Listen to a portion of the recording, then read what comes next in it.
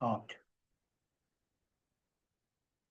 ಉನ್ನತೋನ್ನತನಾದಂತ ದೇವರ ನಾಮಕ್ಕೆ ಕೋಟಿ ಕೋಟಿ ಸ್ತೋತ್ರಗಳನ್ನ ಸಲ್ಲಿಸುತ್ತಾ ಈ ಸಾಯಂಕಾಲದ ವೇಳೆಯಲ್ಲಿ ಅಂತಾರಾಷ್ಟ್ರೀಯ ಕನ್ನಡ ಸಭಾಸಾಲ ಪಾಠಗಳನ್ನು ಕೂಡಿ ಕಲಿಯಲು ಒಂದಾಗಿ ಸೇರಿ ಬಂದಿರುವಂತಹ ದೇವರ ಮಂದೆಗೆ, ದೇವರ ಸಭೆಗೆ, ಹಿರಿಯರಿಗೆ, ಬೋಧಕರಿಗೆ, ಸಹೋದರ ಸಹೋದರಿಯರಿಗೆ ಹಾಗೂ ಮಕ್ಕಳಿಗೆ ನಮ್ಮ ಒಡೆಯನು ನಮ್ಮ ರಕ್ಷಕನೂ ಆಗಿರುವಂತಹ ಯೇಸು ಕ್ರಿಸ್ತನ ಮಧುರ ನಾಮದಲ್ಲಿ ಹೃತ್ಪೂರ್ವಕವಾದಂತಹ ಸ್ವಾಗತವನ್ನ ಕೋರ್ತೇನೆ. ಕರ್ತನು ನಮ್ಮೆಲ್ಲರನ್ನ ಆಶೀರ್ವಾದ ಮಾಡಲಿ. ಈ ದಿನದ ಕಾರ್ಯಕ್ರಮವನ್ನ ಪ್ರಾರಂಭ ಮಾಡುವಾಗೆ ಪ್ರಾರ್ಥನೆಗೆ ಹೋಗೋಣ. ಪ್ರಾರ್ಥನೆಯಲ್ಲಿ ನಮ್ಮ ಮಧ್ಯದಲ್ಲಿ ಹಿರಿಯರಾದಂತ ಹೇಮಲತಾ ಭಕ್ತರಾಜಮ್ಮ ಅವರು ಇದ್ದಾರೆ. ಅವರು ನಮಗೋಸ್ಕರ ಪ್ರಾರ್ಥನೆಯನ್ನ ಮಾಡಬೇಕೆಂಬುದಾಗಿ ಕೇಳ್ಕೊಳ್ತೇನೆ.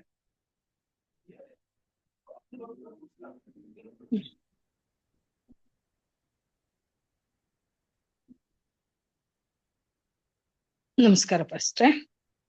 ಪ್ರಾರ್ಥನೆ ಮಾಡೋಣ. ಭೂಮಿ ಕಷ್ಟಗಳ ಒಡೆಯನೆ ಅಪ್ಪ ಸ್ವಾಮಿ, ಈ ದಿನವೆಲ್ಲ ನೀನು ನಮ್ಮನ್ನ ಕಾದು ಕಾಪಾಡಿ ನಡೆಸಿ ಸ್ವಾಮಿ, ನಿನ್ನ ಆತ್ಮಿಕ ಮನ್ನವನ್ನ ಅನುಗ್ರಹಿಸಿ ಈಗ ಸಂಜೆ ವೇಳೆಯಲ್ಲಿ ಮತ್ತೆ ಸಂಜೆಯ ಮನ್ನವನ್ನ ನೀನು ನಮಗೆ ಅನುಗ್ರಹಿಸಲು ಸಿದ್ಧನಾಗಿದ್ದೆ ಸ್ವಾಮಿ.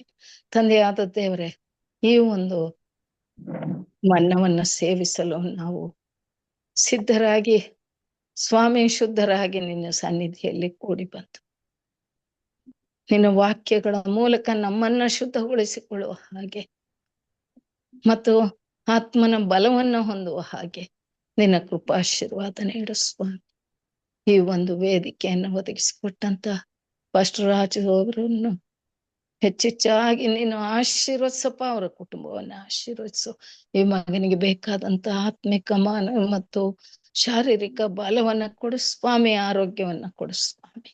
ತಂದೆಯೇ, ನಿನ್ನ ಸೇವೆಯಲ್ಲಿ ತನ್ನನ್ನು ತೊಡಗಿಸಿಕೊಂಡಿರುವಾಗ ಅಪ್ಪ ತಂದೆಯೇ, ಎಲ್ಲ ರೀತಿಯಲ್ಲಿಯೂ ನಿನ್ನ ಸಹಾಯ ಹಸ್ತ ಬೇಕಿದೆ ಸ್ವಾಮಿ. ಈ ನಿನ್ನ ಕೃಪೆಯನ್ನ ಈ ಮಗನಿಗೆ ಧಾರಾಳವಾಗಿ ಅನುಗ್ರಹಿಸಿ ಸ್ವಾಮಿ. ನಿನ್ನ ಸ್ವಾರ್ಥ ಸೇವೆಯನ್ನ ಯಾವುದೇ ಅಡ್ಡಿ ಆತಂಕಗಳಿಲ್ಲದ ರೀತಿಯಲ್ಲಿ ನಡೆಸ್ಲಿಕ್ಕಾಗುವಂತೆ ಈ ಮಗನನ್ನ ಆಶೀರ್ವದಿಸು. ಅದೇ ರೀತಿಯಲ್ಲಿ ಸ್ವಾಮಿ, ಈ ದಿವಸದಲ್ಲಿ ನಮಗೆ ಮನ್ನವನ್ನ ಬಡಿಸ್ಲಿಕ್ಕಿರುವಂತಹ ಪಾಸ್ಟರ್ ಸುರೇಶ್ ಅವರನ್ನು ಕೂಡ ನಿನ್ನ ಪಾದ ಸನ್ನಿಧಿಗೆ ಒಪ್ಪಿಸ್ತೇನಪ್ಪ. ಮಗನ ಬಾಯಿಂದ ನೀನು ಯಾವ ಮನ್ನವನ್ನ ನಮಗೆ ಅನುಗ್ರಹಿಸುತ್ತೀಯೋ ಸ್ವಾಮಿ, ಅದನ್ನ ಸ್ವೀಕರಿಸುವ ಸಿದ್ಧ ಮನಸ್ಸನ್ನ ನಮಗೆ ದಯಪಾಲಿಸಿಕೊಡು ಸ್ವಾಮಿ. ತಂದೆಯಾದ ದೇವರೇ, ಆ ಮಗನನ್ನು ನಿನ್ನ ಆತ್ಮನ ಬಲದಿಂದ ತುಂಬಿಸಿ ನಡೆಸಿ ಕಾಪಾಡು. ಇನ್ನು ಅನೇಕರು ಈ ಒಂದು ಕೂಟದಲ್ಲಿ ಸೇರಿಸಿ ತಮ್ಮ ಒಂದು ಆತ್ಮಿಕ ಬಲವನ್ನ ಹೊಂದುವ ಹಾಗೆ ನಿನ್ನ ಕೃಪೆ ಮಾಡು ಸ್ವಾಮಿ. ಹಾಗೂ ಕೂಡಿ ಬಂದಂತ ಎಲ್ಲರಲ್ಲಿ ನಿನ್ನ ಪವಿತ್ರ ಆತ್ಮನ ಬಲವನ್ನ ಕೊಡು ಸ್ವಾಮಿ. ತಂದೆಯಾದ ದೇವರೇ, ಹಾಗೂ ಬರ್ಲಿಕ್ಕಿರುವಂತ ಅನೇಕ ಪ್ರೇಯರನ್ನ ನೀನು ಆದಷ್ಟು ಬೇಗ ಸೇರಿಸಿ ಅವರು ಕೂಡ ನಿನ್ನ ವಾಕ್ಯಗಳ ಮೂಲಕ ಆಧರಣೆ ಹೊಂದುವಂತ ಕೃಪೆ ಮಾಡಿ ಅಪ್ಪ ತಂದೆ, ಎಲ್ಲರ ಮೂಲಕ ನೀನು ಮಹಿಮೆ ಹೊಂದಬೇಕಾಗಿ ನಿನ್ನ ಪರಿಶುದ್ಧ ನಾಮದಲ್ಲಿ ಅತ್ಯಂತ ವಿನಯದಿಂದ ಬೇಡ್ತೇನಪ್ಪ ತಂದೆಯೇ, ಆಮೆನ್. ಪ್ರಾರ್ಥನೆಗಾಗಿ ವಂದನೆಗಳನ್ನ ಸಲ್ಲಿಸ್ತೇನೆ. ಕರ್ತನು ನಿಮ್ಮನ್ನ ಆಶೀರ್ವಾದ ಮಾಡಲಿ. ತನ್ನ ಮಹಿಮೆಯುಳ್ಳ ಸೇವೆಯಲ್ಲಿ ಹೆಚ್ಚೆಚ್ಚಾಗಿ ಉಪಯೋಗಿಸಿಕೊಳ್ಳಲಿ ಎಂಬುದಾಗಿ ಪ್ರಾರ್ಥಿಸುತ್ತಾ ಈ ದಿನದ ಕಾರ್ಯಕ್ರಮಕ್ಕಾಗಿ ಒಂದು ವಿಶೇಷ ಗೀತೆಯನ್ನ ನಾನು ಹಾಡುವಂತವನಾಗಿದ್ದೇನೆ. ಈ ತ್ರೈಮಾಸಿಕ ಪಾಠದಲ್ಲಿ 3ನೇ ಪಾಠಕ್ಕೆ ನಾವು ಬಂದಿದ್ದೇವೆ. ಮದುವೆಯ ಸಂಕೇತಗಳ ನಿರೂಪಣೆ. ಈ ಕುರಿತಾಗಿ ಇಂದಿನಿಂದ ಪಾಠವನ್ನ ಬೋಧಕರಾದಂತ ಸುರೇಶ್ ಕೆ ಅವರು ನಮಗೆ ನಡೆಸ್ಕೊಡುವಂತರಾಗಿದ್ದಾರೆ. ಈ ಪಾಠದ ಕುರಿತಾಗಿ ಸಂಬಂಧಪಟ್ಟಂತೆ ಇರುವಂತ ಒಂದು ಹಾಡನ್ನ ನಾನು ಹಾಡುವಂತನಾಗಿದ್ದೇನೆ. ಈ ಜೀವ ಇರುವರೆಗೂ ನಿನ್ನನ್ನೇ ಆರಾಧಿಸುತ್ತಿರುವೆನು,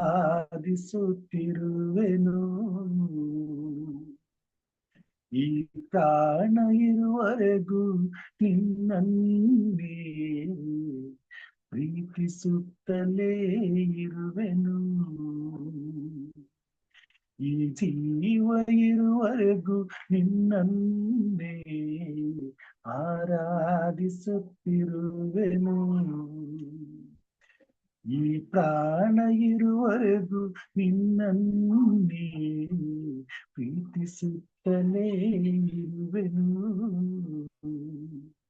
ಏಸಯ್ಯ ನೀನೆ ನನ್ನ ಪ್ರಾಣ,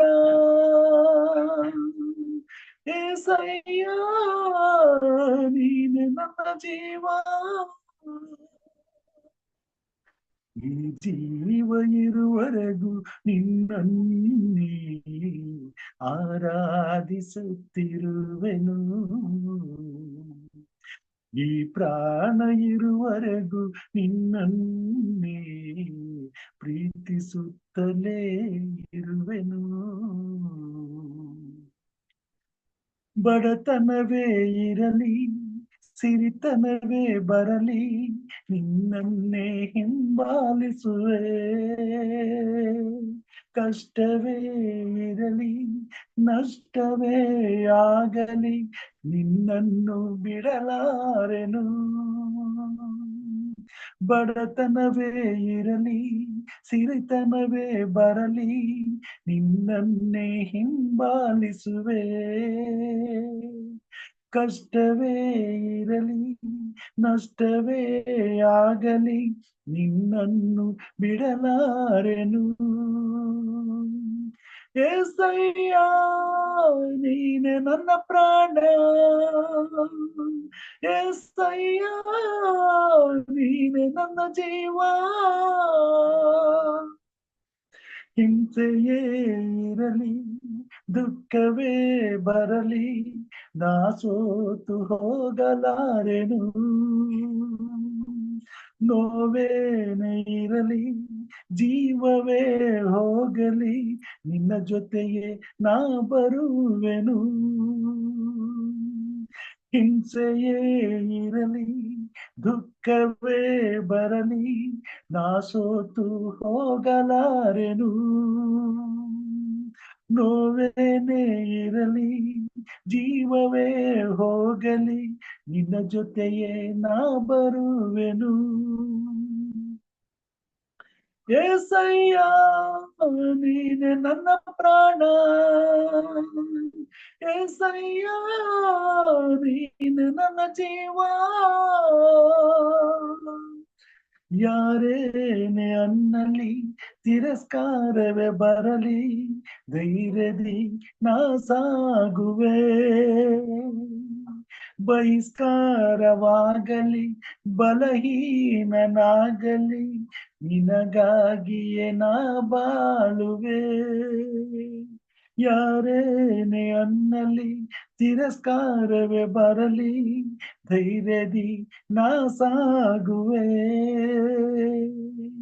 ಬಹಿಷ್ಕಾರವಾಗಲಿ ಬಲಹೀನನಾಗಲಿ ನಿನಗಾಗಿಯೇ ನಾ ಬಾಳುವೆ. ಏಸಯ್ಯ ನೀನೆ ನನ್ನ ಪ್ರಾಣ, ಏಸಯ್ಯ ನೀನೆ ನನ್ನ ಜೀವ, ಈ ಜೀವ ಇರುವರೆಗೂ ನಿನ್ನನ್ನೇ ಆರಾಧಿಸುತ್ತಿರುವೆನು, ಈ ಪ್ರಾಣ ಇರುವರೆಗೂ ನಿನ್ನನ್ನೇ ಪ್ರೀತಿಸುತ್ತಲೇ ಇರುವೆನು. ಈ ಜೀವ ಇರುವರೆಗೂ ನಿನ್ನನ್ನೇ ಆರಾಧಿಸುತ್ತಿರುವೆನು. ಈ ಪ್ರಾಣ ಇರುವರೆಗೂ ನಿನ್ನನ್ನೇ ಪ್ರೀತಿಸುತ್ತಲೇ ಇರುವೆನು. ಆಮೆನ್. ದೇವರ ಪರಿಶುದ್ಧವಾದ ನಾಮಕ್ಕೆ ಕೋಟಿ ಕೋಟಿ ಸ್ತೋತ್ರಗಳನ್ನ ಸಲ್ಲಿಸುತ್ತಾ ಮತ್ತೊಮ್ಮೆ ಹೊಸದಾದಂತ ಪಾಠವನ್ನ, ಕರ್ತನ ಪರಿಶುದ್ಧವಾದ ಪ್ರೀತಿಯನ್ನ ಅರಿಯಲು, ತಿಳಿಯಲು, ಅದರಲ್ಲಿ ಬೆರೆಯಲು ದೇವರು ನಮಗೆ ಅವಕಾಶ ಮಾಡಿಕೊಟ್ಟಿದ್ದಾನೆ. ಅದಕ್ಕಾಗಿ ಆತನಿಗೆ ಕೃತಜ್ಞತೆಯನ್ನು, ವಂದನೆಗಳನ್ನು ಸಲ್ಲಿಸುತ್ತಾ ಕೂಡಿ ಬಂದಿರುವಂತ ದೇವರ ಮಂದಿಗೆ ಮತ್ತೊಮ್ಮೆ ಕರ್ತನ ಮಧುರ ನಾಮದಲ್ಲಿ ಹೃತ್ಪೂರ್ವಕವಾಗಿ ಸ್ವಾಗತಿಸುತ್ತೇನೆ. ವಿಶೇಷವಾಗಿ ಇವತ್ತು ನಮ್ಮ ಮಧ್ಯದಲ್ಲಿ ಬೋಧಕರಾದಂತಹ ಸುರೇಶ್ ಅವರು ಇದ್ದಾರೆ. ದೇವರ ನಾಮ ಸ್ತೋತ್ರವಾಗಲಿ.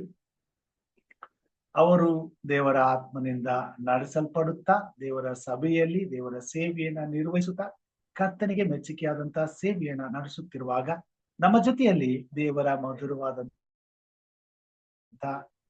ಪ್ರೀತಿಯ ಕುರಿತಾಗಿ ಕಲಿಯಲು ಈ ದಿನದ ಪಾಠವನ್ನ, ಈ ವಾರದ ಪಾಠವನ್ನ ನಮಗೆ ನಡೆಸಿಕೊಡಲು ಕರ್ತನು ಒದಗಿಸಿಕೊಟ್ಟಿದ್ದಾನೆ.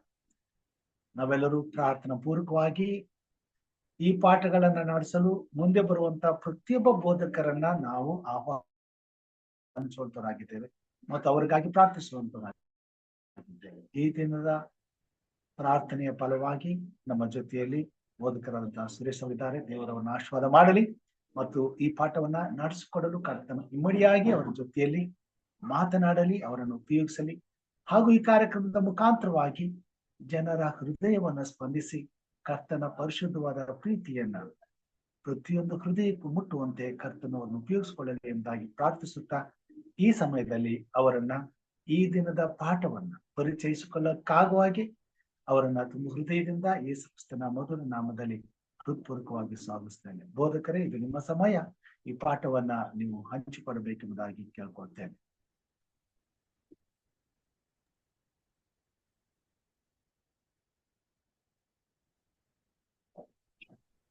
ಓಕೆ, ದೇವರ ಪರಿಶುದ್ಧ ನಾಮಕ್ಕೆ ಸ್ತೋತ್ರವಾಗ್ಲಿ. ಅನೇಕ ದಿನಗಳ ನಂತರ ಮತ್ತೆ ಅಂತರ್ಜಾಲದಲ್ಲಿ ತಮ್ಮೆಲ್ಲರನ್ನ ಸಂಧಿಸುವಂತಹ ಈ ಶ್ರೇಷ್ಠ ಅವಕಾಶವನ್ನು ದೇವರು ನನಗೆ ಅನುಗ್ರಹಿಸಿಕೊಟ್ಟಿದ್ದಕ್ಕಾಗಿ ಮೊಟ್ಟ ಮೊದಲನೇದಾಗಿ ನಾನು ದೇವರಿಗೆ ಕೃತಜ್ಞತೆಯನ್ನ, ಧನ್ಯವಾದಗಳನ್ನ ಸಲ್ಲಿಸ್ತೇನೆ. ಹಾಗೆ ಈ ಅವಕಾಶವನ್ನು ಕೊಟ್ಟಂತ ಬೋಧಕರಂತ ಪಾಸ್ಟರ್ ಎಂ ರಾಜು ಸರ್ ಅವ್ರಿಗೂ ನಾನು ಧನ್ಯವಾದಗಳನ್ನ ಸಲ್ಲಿಸ್ತೇನೆ. ಅಂತರ್ಜಾಲದಲ್ಲಿ ಸಬ್ಬತ್ ಶಾಲೆಯ ಪಾಠವನ್ನ ಕಲಿಯೋದಕ್ಕೆ ಬಂದಂತ ತಮ್ಮೆಲ್ಲರನ್ನ, ಎಲ್ಲ ದಂಪತಿಗಳನ್ನ, ಎಲ್ಲ ಕುಟುಂಬಗಳನ್ನ ಕ್ರಿಸ್ತ ಯೇಸುವಿನ ಮಧುರವಾದ ಹೆಸರಿನಲ್ಲಿ ನಾನು ಪ್ರೀತಿಯಿಂದ ಸ್ವಾಗತಿಸ್ತೇನೆ. ದಂಪತಿಗಳು ಅಂತ ಯಾಕೆ ಹೇಳ್ದೆ ಅಂತ ಯೋಚನೆ ಮಾಡ್ತಾ ಇದ್ದೀರಾ? ಈ ವಾರದ ಸಬ್ಬತ್ ಶಾಲೆ ಪಾಠ ಮದುವೆಯ ಸಂಕೇತಗಳ ನಿರೂಪಣೆ. ಅಂದ್ರೆ ದಾಂಪತ್ಯ, ಮದುವೆನಲ್ಲಿ ಬರಬಹುದಾದಂತ ಎಲ್ಲ ತರವಾದಂತಹ ಪ್ರೀತಿ, ಅನುಕಂಪ, ದಯೆ, ನಂಬಿಕೆ ಇತ್ಯಾದಿ ಶ್ರೇಷ್ಠವಾದಂತಹ ಮೌಲ್ಯಗಳ ಕುರಿತಾಗಿ ಮಾತಾಡುತ್ತೆ. ಸೊ ಆದ್ದರಿಂದ ಈ ಒಂದು ಆನ್ಲೈನ್ ನಲ್ಲಿ ಸೇರಿರುವಂತ ಎಲ್ಲ ದಂಪತಿಗಳನ್ನ ವಿಶೇಷವಾಗಿ ನಾನು ಕ್ರಿಸ್ತನ ನಾಮದಲ್ಲಿ ಅಭಿನಂದಿಸ್ತೇನೆ. ಪ್ರೀತಿಯಿಂದ ನಿಮ್ಮನ್ನ ವಾಕ್ಯವನ್ನ ಕಲಿಯೋದಕ್ಕೆ ಸ್ವಾಗತಿಸ್ತೇನೆ. ಸೊ ಪಾಸ್ಟರ್ ಬರೀ ದಂಪತಿಗಳಿಗೆ ಮಾತ್ರ ಹೇಳ್ತಾ ಇದ್ರೆ, ನಮ್ಗಿನ್ನು ಮದ್ವೆ ಆಗಿಲ್ಲ ಅಂತ, ಮದ್ವೆ ಆಗದೆ ಇರೋರು ಏನಾದ್ರು ಜಾಯಿನ್ ಆಗಿದ್ರೆ ನಮ್ಗಿನ್ನು ಮದ್ವೆ ಆಗಿಲ್ಲ ನಮ್ಗೆಲ್ಲ ಪಾಠ ಅಂತ ಏನ್ ಅನ್ಕೋಬೇಡಿ. ಮುಂದೆ ಮದ್ವೆ ಆಗ್ಲಿಕ್ಕೆ ಹೋಗ್ತಿರಲ್ಲ, ಸೊ ಇದು ನಿಮ್ಗೆ ಅನ್ವಯ ಆಗುತ್ತೆ. ಮದ್ವೆ ಆಗಿ ಬಹಳ ವರ್ಷಗಳು ಕಳೆದೋಗಿದೆ, ಇವಾಗ ಏನಪ್ಪಾ ಇದ್ರ ಬಗ್ಗೆ ತಿಳ್ಕೊಳ್ಳೋದು ಅಂತಾನು ಯೋಚನೆ ಮಾಡ್ಬೇಡಿ. ಬಹಳ ವರ್ಷಗಳು ಕಳೆದೋಗಿದ್ರೇನು, ಹೊಸದಾಗಿ ಮದ್ವೆ ಆಗಿದ್ರೇನು, ನಾವು ಕ್ರೈಸ್ತಿಯ ಸಂಸರ್ಗದಲ್ಲಿ ಕ್ರಿಸ್ತನೊಂದಿಗಿನ ನಮ್ಮ ಒಡನಾಟದಲ್ಲಿ ಹೇಗಿರ್ಬೇಕು, ಪತಿಗಳಾಗಿ ಈ ಲೋಕದಲ್ಲಿ ನಾವು ಹೇಗಿರ್ಬೇಕು, ದಾಂಪತ್ಯವನ್ನ ದೇವರು ಯಾಕೆ ನೇಮಿಸಿದ್ರು, ದಾಂಪತ್ಯದ ಮರ್ಮ ಏನು, ಇದು ನಮಗೆ ಹೇಗೆ ಆತ್ಮಿಕ ಪಾಠಗಳನ್ನ ಕಲಿಸುತ್ತೆ. ದಾಂಪತ್ಯ ಅಂದ್ರೆ ಬರೀ ಫಿಸಿಕಲ್ ಅಫೇರ್ಸ್ ಮಾತ್ರನ, ಗಂಡ ಹೆಂಡತಿ ಬರೀ ಜೊತೆಗಿರೋದು, ಸಾಯೋ ಗಂಟ ಜೀವನ ಮಾಡೋದು ಇಷ್ಟೇನಾ ಇತ್ಯಾದಿ ಪ್ರಶ್ನೆಗಳು ಗೊಂದಲಗಳು ನಮಗಿದ್ರೆ ಖಂಡಿತವಾಗಿಯೂ ಈ ವಾರದ ಪಾಠದ ಮೂಲಕವಾಗಿ ಅವು ಸ್ಪಷ್ಟವಾಗಿ ನಮಗೆ ಅರ್ಥ ವಿವರಣೆಯನ್ನ ನೀಡುವಂತವುಗಳಾಗಿವೆ. ಸೊ ನನ್ನ ಸ್ವರ ನಿಮ್ಮೆಲ್ಲರಿಗೂ ಕೇಳಿಸ್ತಿದೆ ಎಂಬುದಾಗಿ ನಾನು ನೆನೆಸ್ತೇನೆ. ಯಾರಾದ್ರೂ ಒಂದ್ಸಾರಿ ಕೇಳಿಸುತ್ತೆ ಅಂತ ಹೇಳ್ತೀರಾ? ಕೇಳಿಸ್ತಾ ಇರೋರು. ಕೇಳಿಸ್ತಾ ಇಲ್ಲ ಅಂದ್ರೆ ಕೇಳಿಸ್ತಾ ಇಲ್ಲ ಅಂತ ಹೇಳಿ. ಕೇಳಿಸುತ್ತೆ ಸರ್. ಕೇಳಿಸುತ್ತೆ. Thank you sir. ಓಕೆ, ಈಗ ಈ ತ್ರೈಮಾಸಿಕದಲ್ಲಿ ನಾವು ಪರೋಕ್ಷ ಸೂಚನೆಗಳು, ಸ್ವರೂಪಗಳು ಹಾಗೂ ಸಂಕೇತಗಳು, ಅಲ್ಯೂಷನ್ಸ್, ಇಮೇಜಸ್, ಸಿಂಬಾಲ್ಸ್, ಈ ಎಲ್ಲವುಗಳನ್ನ ಇಟ್ಕೊಂಡು ನಾವು ಒಂದನ್ನ ಕಲಿತಾ ಇದ್ದೀವಿ. ಅಂದ್ರೆ ಪರೋಕ್ಷ ಸೂಚನೆಗಳನ್ನ ಇಟ್ಕೊಂಡು, ಸ್ವರೂಪಗಳು ಹಾಗೂ ಸಂಕೇತಗಳನ್ನ ಇಟ್ಕೊಂಡು ನಾವು ಒಂದನ್ನ ಕಲಿತಾ ಇದ್ದೀವಿ. ಆ ಒಂದು ಯಾವ್ದಪ್ಪ ಅಂತ ಹೇಳಿದ್ರೆ ಸತ್ಯವೇದದಲ್ಲಿ ಅಂತ್ಯಕಾಲಕ್ಕೆ ನಾವು ಅವಶ್ಯವಾಗಿ ಅಗತ್ಯವಾಗಿ ತಿಳ್ಕೊಳ್ಳೇಬೇಕಾದಂತಹ ಒಂದು ಸಂಗತಿಗಳು. ಅದೇನಪ್ಪಾ ಅಂತ ಹೇಳಿದ್ರೆ ಪ್ರವಾದನೆಯ ಪುಸ್ತಕಗಳನ್ನ ಅಥವಾ ಪ್ರವಾದನೆಯ ವಿಚಾರಗಳನ್ನ, ಪ್ರವಾದನೆ ಅಂದ್ರೆ ಭವಿಷ್ಯತ್ತಿನ ಕುರಿತಾದಂತಹ ಆಲೋಚನೆಗಳನ್ನ, ನಮ್ಮ ಮುಂದಿನ ಭವಿಷ್ಯತ್ ಏನು, ನಾಳೆ ಏನ್ ಸಂಭವಿಸುತ್ತೆ, ನಮ್ಮ ರಕ್ಷಣೆಯ ವಿಚಾರ ಹೇಗೆ, ಕ್ರಿಸ್ತನ ಬರುಣದ ವಿಚಾರಗಳಾಗಿರ್ಬೋದು, ಆತನ ಬರುಣಕ್ಕೆ ಸಿದ್ಧ ಮಾಡಿಕೊಳ್ಳುವಂತ ವಿಚಾರಗಳಾಗಿರ್ಬೋದು, ಆತನ ಬರುಣಕ್ಕೆ ಮುಂಚೆ ನಡೆಯುವಂತ ಘಟನೆಗಳಾಗಿರ್ಬೋದು, ಇವೆಲ್ಲವೂ ಸಹ ನಾವು ಅರ್ಥ ಮಾಡ್ಕೊಳ್ಳೇಬೇಕು. ಅದನ್ನ ಅರ್ಥ ಮಾಡ್ಕೊಂಡಾಗ ಮಾತ್ರ ನಾವು ಕ್ರಿಸ್ತನ ಬರುಣಕ್ಕೆ ಸಿದ್ಧರಾಗ್ಲಿಕ್ಕೆ ಸಾಧ್ಯ ಆಗುತ್ತೆ. ಒಂದ್ ವೇಳೆ ನಾವು ಅವುಗಳನ್ನ ಅರ್ಥ ಮಾಡ್ಕೊಂಡಿಲ್ಲ, ಅದನ್ನ ನಾವು ತಿಳ್ಕೊಂಡಿಲ್ಲ ಅಂತ ಹೇಳಿದ್ರೆ ನಾವು ಹೇಗ್ ತಾನೇ ಕ್ರಿಸ್ತನ ಬರುಣಕ್ಕೆ ಸಿದ್ಧರಾಗೋದಕ್ಕೆ ಸಾಧ್ಯ ಆಗತ್ತೆ. ಸೊ ಹೀಗಿರುವಾಗ ಅದನ್ನ ನಾವು ಸಿದ್ಧ ಆಗ್ಬೇಕು ಅಂತ ಹೇಳಿದ್ರೆ ಸತ್ಯವೇದದಲ್ಲಿ ಸೂಚನೆಗಳನ್ನ ಕೊಡಲಾಗಿದೆ. ದೇವರು ಎಷ್ಟೊಂದು ವಿಷಯಗಳನ್ನ ನೇರವಾಗಿ ಹೇಳಿಲ್ಲ, ಪರೋಕ್ಷವಾಗಿ ಹೇಳಿದ್ದಾರೆ, ಇಂಡೈರೆಕ್ಟ್ ಆಗಿ ಹೇಳಿದ್ದಾರೆ. ಆ ಇಂಡೈರೆಕ್ಟ್ ಆಗಿ ಹೇಳಿದಂತ ವಿಚಾರಗಳನ್ನ ನಾವು ಡೈರೆಕ್ಟ್ ಆಗಿ ತಿಳ್ಕೊಳ್ಳೋದು ಹೇಗೆ, ಅವುಗಳನ್ನ ಅರ್ಥ ಮಾಡ್ಕೊಳ್ಳೋದು ಹೇಗೆ, ಅವುಗಳನ್ನ ನಮ್ಮ ಜೀವಿತದಲ್ಲಿ ಅವು ಹೇಗೆ ನಮ್ಗೆ ಅಪ್ಲಿಕೇಬಲ್ ಆಗ್ತವೆ, ನಾವು ಅವುಗಳನ್ನ ತಿಳ್ಕೊಂಡು ನಾವು ಹೇಗೆ ಬದಲಾವಣೆ ಮಾಡ್ಕೋಬೇಕು, ನಮ್ಮ ಜೀವಿತದಲ್ಲಿ ಸಿದ್ಧತೆಗಳನ್ನ ಹೇಗ್ ಮಾಡ್ಕೋಬೇಕು ಅನ್ನುವಂಥ ವಿಷಯಗಳನ್ನ ಕುರಿತು ನಾವು ಕಲಿತಾ ಇವಾಗ ನಾವು 3ನೇ ಪಾಠಕ್ಕೆ ಬಂದಿದ್ದೇವೆ. ಈಗಾಗಲೇ 2 ಪಾಠಗಳನ್ನ ನಾವು ಕಲ್ತಿದ್ದೇವೆ. ಈ ಕಳೆದ ವಾರದಲ್ಲಿ ನಾವು ಆದಿಕಾಂಡ ಪುಸ್ತಕದಲ್ಲಿ ಪ್ರಕಟಣೆ ವಿಚಾರಗಳನ್ನ ನಾವು ತಿಳ್ಕೊಂಡ್ವಿ. ಸೊ ಆದಿಕಾಂಡ ಪುಸ್ತಕಕ್ಕೂ ಪ್ರಕಟಣೆ ಗ್ರಂಥಕ್ಕೂ ಬಹಳ ಪರಸ್ಪರ ನಿಕಟ ಸಂಬಂಧ ಇದೆ. ಅದೇ ಬೇರೆ ಇದೇ ಬೇರೆ ಅಂತ ಬೇರೆ ಜನ ಹೇಳೋ ತರ ಅಥವಾ ಬೇರೆ ಕ್ರೈಸ್ತರು ಹೇಳೋ ಹಾಗೆ ಅಲ್ಲ. ಬಟ್ ಆದಿಕಾಂಡದಲ್ಲಿ ಇರುವಂತ ವಿಷಯಗಳೇ ಪ್ರಕಟಣೆಯಲ್ಲಿದೆ. ಅವು ಎರಡು ಸಂಬಂಧವನ್ನು ಹೊಂದಿದೆ ಅನ್ನುವಂತ ಬಹಳ ಸ್ಪಷ್ಟವಾದಂತ ಮಾಹಿತಿಗಳನ್ನ ನಾವು ತಿಳ್ಕೊಂಡಿದ್ದೇವೆ. ಈ ವಾರದಲ್ಲಿ ನಾವು ಮದುವೆಯ ಸಂಕೇತಗಳ ನಿರೂಪಣೆ ಅನ್ನುವಂತ 3ನೇ ಪಾಠವನ್ನು ನಾವು ಕಲಿತಾ ಇದ್ದೇವೆ. ಮದುವೆಯ ಸಂಕೇತಗಳ ನಿರೂಪಣೆ. ಸೊ ಹಂಗಂದ್ರೆ ಏನು? ಮದುವೆಯ ಸಂಕೇತಗಳ ನಿರೂಪಣೆ ಅಂದ್ರೆ ಏನು? ಅಂದ್ರೆ ಇದು ಏನಾದ್ರೂ ಇಲ್ಲಿ ತಾಳಿ ಬಗ್ಗೆ ಮಾತಾಡ್ತಾ ಇದ್ದೇನೆ, ಅಥವಾ ಮದುವೆನಲ್ಲಿ ನಾವು ವಧುವಿಗೆ ಅಥವಾ ವಧು ವರನಿಗೆ ಕೊಡುವಂತ ಯಾವ್ದಾದ್ರು ಸೈನ್ಸ್ ಅಂದ್ರೆ ಮದುವೆಯ ಚಿಹ್ನೆಗಳು, ರಿಂಗ್ ಆಗಿರ್ಬೋದು, ವೆಡ್ಲಾಕ್ ಆಗಿರ್ಬೋದು, ಇತ್ಯಾದಿಗಳ ಬಗ್ಗೆ ಮಾತಾಡ್ತಾ ಇದ್ದೇನಾ, ಅಥವಾ ಅದಕ್ಕಿಂತಲೂ ಮಿಗಿಲಾದಂತ ವಿಚಾರಗಳ ಕುರಿತಾಗಿ ಮಾತಾಡ್ತಾ ಇದ್ದೇನಾ? ಈ ಮದುವೆಗೂ ನಾವು ಪ್ರವಾದನೆ ವಿಚಾರಕ್ಕೂ ಏನ್ ಸಂಬಂಧ ಇದೆ? ಮದುವೆ ಅಂತ ಹೇಳಿದಾಗ ಅದು ದೇಹಕ್ಕೆ ಅಥವಾ ದೈಹಿಕ ಅಥವಾ ಪ್ರಾಪಂಚಿಕ ವಿಷಯಗಳಿಗೆ ಸಂಬಂಧಿಸಿದ್ದಲ್ವಾ? ಇದು ನಮ್ಮ ಆತ್ಮಿಕ ವಿಚಾರಕ್ಕೆ ಹೇಗೆ ಅನ್ವಯ ಆಗುತ್ತೆ? ದೇವ್ರಿಗೂ ನಮಗೂ ಹೇಗೆ ಮದುವೆ ಸಂಬಂಧವನ್ನ ಕಲ್ಪಿಸುತ್ತೆ? ದೇವರು ಮದುವೆ ವಿಷಯದಲ್ಲಿ ಆಸಕ್ತಿಯನ್ನ ಹೊಂದಿದಾರಾ? ಮದ್ವೆ ಅಂತಂದ್ರೆ ಏನು ಆಕ್ಚುಲಿ? ಮದ್ವೆ ಆದ್ಮೇಲೆ ನಾವು ಹೇಗಿರ್ಬೇಕು, ಮದ್ವೆಗೆ ಮುಂಚೆ ಹೇಗಿರ್ಬೇಕು, ಮದುವೆಯ ಸಂಬಂಧಗಳು ಹೇಗಿರ್ಬೇಕು, ಈ ಮದುವೆ ಸಂಬಂಧಗಳ ಜೊತೆಗೆ ಆತ್ಮಿಕವಾಗಿ ನಾವು ದೇವ್ರ ಜೊತೆಗೆ ಹೇಗೆ ಅನ್ಯೋನ್ಯತೆಯಲ್ಲಿ ಐಕ್ಯತೆಯಲ್ಲಿ ಬೆಳಿಬೇಕು, ಸ್ಥಿರವಾಗಿ ನಿಂತ್ಕೋಬೇಕು, ಇತ್ಯಾದಿ ವಿಷಯಗಳನ್ನ ನಾವು ಇಲ್ಲಿ ಧ್ಯಾನ ಮಾಡ್ಲಿಕ್ಕೆ ಹೋಗ್ತೇವೆ. ಸೊ ಮದುವೆಯ ಸಂಕೇತಗಳ ನಿರೂಪಣೆ ಅಂದ್ರೆ ದೇವರು ತನ್ನ ಪ್ರೀತಿಯನ್ನ ನಮ್ಗೆ ವ್ಯಕ್ತಪಡಿಸೋದಕ್ಕಾಗಿ, ತನ್ನ ಇರುವಿಕೆಯನ್ನ, ತನ್ನ ಸಾದೃಶ್ಯವನ್ನ ನಮ್ಗೆ ತೋರಿಸೋದಕ್ಕಾಗಿ ದೇವ್ರು ಅನೇಕ ಎಕ್ಸಾಂಪಲ್ಸ್ ಗಳನ್ನ ದೇವ್ರು ತಗೊಂಡಿದ್ದಾರೆ ಬೈಬಲ್ ಅಲ್ಲಿ. ನೇಚರ್ ನ ಉಪಯೋಗಿಸ್ಕೊಂಡು ಸ್ವಾಮಿ ಮಾತಾಡ್ತಾರೆ. ನಾನ್ ದ್ರಾಕ್ಷೆ ಬಳ್ಳಿ ನೀವು ಕೊಂಬೆ. ಸೊ ಹೀಗೆ ಅನೇಕ ಎಕ್ಸಾಂಪಲ್ಗಳನ್ನ ಸ್ವಾಮಿ ತಗೊಂಡಿದ್ದಾರೆ. ಅದೇ ತರ ಇಲ್ಲಿ ಇನ್ನೊಂದು ಎಕ್ಸಾಂಪಲ್ ನ ಸ್ವಾಮಿ ತಗೊಂಡಿದ್ದಾರೆ. ಆ ಎಕ್ಸಾಂಪಲ್ ಅಥವಾ ಒಂದು ಸಂಕೇತ ಏನಪ್ಪಾ ಅಂತ ಹೇಳಿದ್ರೆ ಅದು ಮದುವೆಯ ಸಂಕೇತಗಳ ನಿರೂಪಣೆ. ಸೊ ಹಾಗಾದ್ರೆ ಬನ್ನಿ, ಮದುವೆಯ ಸಂಕೇತಗಳಿಂದ ನಾವು ದೇವರನ್ನ ಹೇಗೆ ಕಂಡುಕೊಳ್ಳೋದು, ಮತ್ತೆ ಇದು ಭವಿಷ್ಯತ್ತಿನಲ್ಲಿ ಅಂದ್ರೆ ಪ್ರವಾದನೆಗೆ ಇದು ಹೇಗೆ ಪಡುತ್ತೆ, ಪ್ರವಾದನೆಯನ್ನ ನಾವು ಹೇಗೆ ಅರ್ಥ ಮಾಡ್ಕೋಬಹುದು ಈ ಮದುವೆ ಸಂಕೇತದಿಂದ, ಈ ಎಲ್ಲ ಅಂಶಗಳನ್ನ ನಾವು ತಿಳ್ಕೊಳ್ಳೋಣ. ಈ ಅಂಶಗಳನ್ನ ತಿಳ್ಕೊಳ್ಳೋ ಮುನ್ನ ನಾವು ತಲೆಗಳನ್ನ ಬಾಗಿಸಿ ಕಣ್ಣುಗಳನ್ನ ಮುಚ್ಚಿ ಪ್ರಾರ್ಥನೆ ಮಾಡಿಕೊಳ್ಳೋಣ. ಪ್ರಾರ್ಥಿಸುವ. ಕೃಪಾಪೂರ್ಣನಾದ ಪರಲೋಕದ ದೇವರೇ, ನಿನ್ ಪವಿತ್ರ ನಾಮಕ್ಕೆ ಸ್ತೋತ್ರವಾಗ್ಲಿ. ಅಪ್ಪ ಕರ್ತ, ಅಲ್ಪನು ಅಯೋಗ್ಯನು ಯಾವ ಗಣನೆಗೆ ಬಾರದವನಾದ ನನ್ನನ್ನು ನೀನು ಉಪಯೋಗಿಸಿಕೋ, ನೀನ್ ಮಾತನಾಡು. ಈ ಆನ್ಲೈನ್ ಅಲ್ಲಿ ಸೇರಿರುವಂತ ಎಲ್ಲಾ ನಿನ್ನ ಮಕ್ಕಳಿಗೆ ಈ ವಾಕ್ಯಗಳು ಸ್ಪಷ್ಟವಾಗಿ ಅರ್ಥವಾಗುವುದಕ್ಕೂ ಪವಿತ್ರಾತ್ಮನ ಶಕ್ತಿ ಬಲವನ್ನು ದಯಪಾಲಿಸಿ ದೇವರೇ, ನಮ್ಮ ದಾಂಪತ್ಯದಲ್ಲಿಯೂ ಹಾಗೂ ನಿನ್ನೊಂದಿಗೇನ ನಮ್ಮ ಅನ್ಯೂನ್ಯತೆಯಲ್ಲಿ ನಮ್ಮ ಸಂಬಂಧಗಳನ್ನ ಸರಿಪಡಿಸಿಕೊಳ್ಳೋದಕ್ಕೆ, ನಿನ್ನಲ್ಲಿ ಆಳವಾಗಿ ಬೇರೂರಿ ನಿಲ್ಲೋದಕ್ಕೆ, ಸ್ಥಿರವಾಗಿ ಇದ್ದು ದೇವರೇ ಫಲಿಸೋದಕ್ಕೆ ಕೃಪೆ ಮಾಡು. ಯೇಸು ಕ್ರಿಸ್ತನ ಹೆಸರಿನಲ್ಲಿ ಪ್ರಾರ್ಥಿಸುತ್ತೇನೆ ಕರ್ತ, ಆಮೇನ್. ಓಕೆ, ಕ್ರಿಸ್ತನಲ್ಲಿ ಆತ್ಮೀಯ ದೇವಜನರೇ, ಮದುವೆಯ ಸಂಕೇತಗಳ ನಿರೂಪಣೆ ಇಲ್ಲಿ ಆನ್ಲೈನ್ ಅಲ್ಲಿ ಈಗ ಬಹಳಷ್ಟು ಜನ ನೀವು ಮದುವೆ ಮಾಡ್ಕೊಂಡಿರೋರು ಇರ್ಬೋದು, ಮದುವೆ ಮಾಡ್ಕೊಂಡು ಅನೇಕ ವರ್ಷಗಳನ್ನ ನೀವು ಕಳೆದಿರ್ಬೋದು. ನಿಮ್ಮ ದಾಂಪತ್ಯದಲ್ಲಿ ಬಹಳಷ್ಟು ಅನುಭವಗಳನ್ನ ನೀವು ಪಡ್ಕೊಂಡಿರ್ಬೋದು. ಒಂದ್ ಗಾದೆ ಮಾತು ಹೇಳುತ್ತೆ, ಅನುಭವಕ್ಕಿಂತ ಮಿಗಿಲಾದಂತ ಜ್ಞಾನ ಇಲ್ಲ ಅಂತ. ಸೊ ನಾವು ಅದಕ್ಕೆ ಇನ್ನೊಂದು ಗಾದೆ ಹೇಳ್ತಾರೆ, ಏನಂತ, ದೇಶ ಸುತ್ತಿ ನೋಡು, ಕೋಶ ಓದಿ ನೋಡು. ಕೋಶ ಓದೋದ್ಕಿಂತ ದೇಶ ಸುತ್ತೋದು ಬಹಳ ಇಂಪಾರ್ಟೆಂಟ್. ದೇಶ ಸುತ್ತಿದಾಗ ನಮ್ಗೆ ಎಲ್ಲಾ ವಿಚಾರಗಳನ್ನ ನೇರವಾಗಿ ಪ್ರತ್ಯಕ್ಷವಾಗಿ ನಾವು ನೋಡ್ಬೋದು, ಮುಟ್ಬೋದು, ಸ್ಪರ್ಶಿಸ್ಬೋದು, ಅದನ್ನ ಎಕ್ಸ್ಪೀರಿಯನ್ಸ್ ಮಾಡ್ಬೋದು.